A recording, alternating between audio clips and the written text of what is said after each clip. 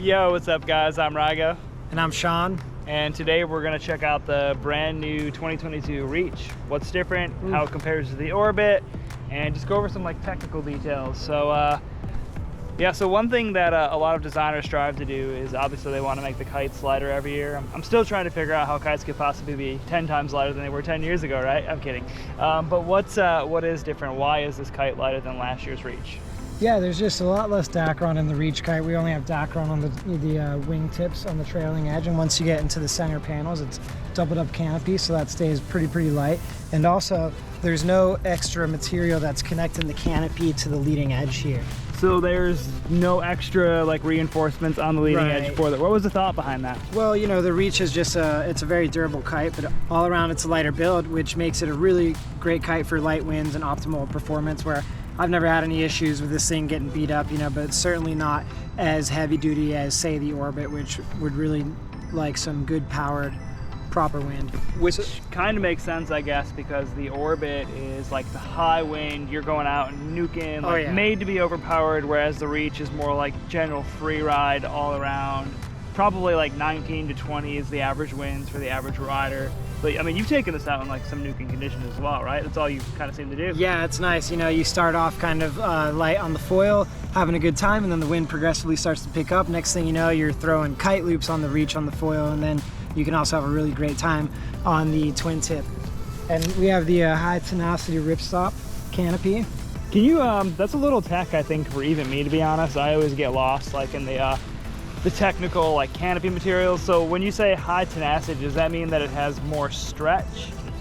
Yeah, a little more stretch and flex to keep the true shape of the kite and the wing when you're turning the bar really hard for loops or hard turns. You know, you don't want the kite to be so rigid and stiff where it just collapses and starts losing airflow underneath because the kite's not flying optimal anymore. And something I actually learned this year at a meeting about like sail materials, I guess, is a lot of times when kite designers are talking strength, they actually mean like the kite's ability to stretch and then return back to normal, which is more important than strength. So I think that's kind of an interesting thought, which I guess gives you more longevity. And obviously, like you said, during kite loops, you want a material that can handle the load, but then come back to what it needs to be, not get all bagged out right away. Yeah, the same with the lines too. You know, you always want to bet that there's something moving with the kite, like the rider that's attached to the bar, so when you generate the power of a kite loop, you know, you can trust that your gear isn't going to break because of the flex and the, you know, the little bit of stretch that it adapts to the shape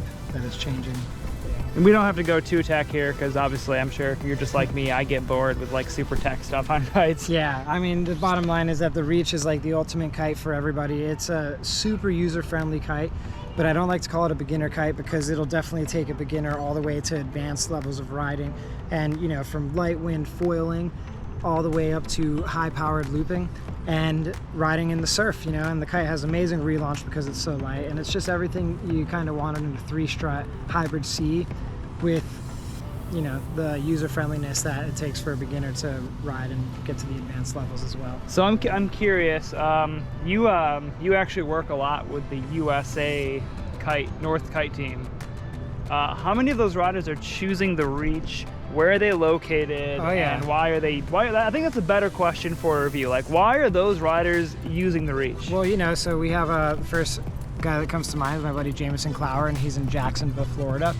And so he's always doing kite loops, and he loves the Orbit for kite loops, but when the wind is a lot lighter, he goes out on his foil and takes out the 9-meter or 8-meter reach while he's foiling, and throws some like insane loops, but he loops them really tight and has so much control when he's performing the kite loop on the foil that when he gets those 20-30 knot days, then it's easy because the Reach allows him to practice all this stuff when he's not as powered as he's going to be on the crazy nuking days. But yeah, so definitely foil guys that are also, you know, getting into big air as well.